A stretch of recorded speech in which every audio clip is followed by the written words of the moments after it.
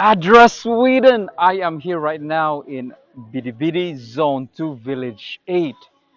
Behind me are 25 women that have benefited from your contribution, from your donation.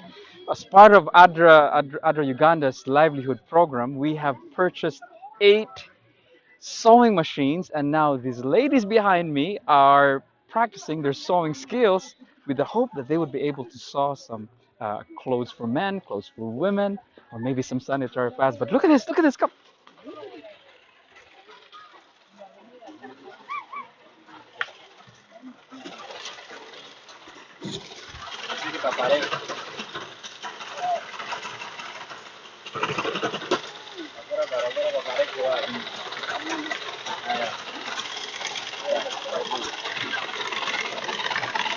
Siri, I would like to challenge you that the next time you visit Uganda, you have to have your clothes, your dress, sewed by these beautiful women, okay?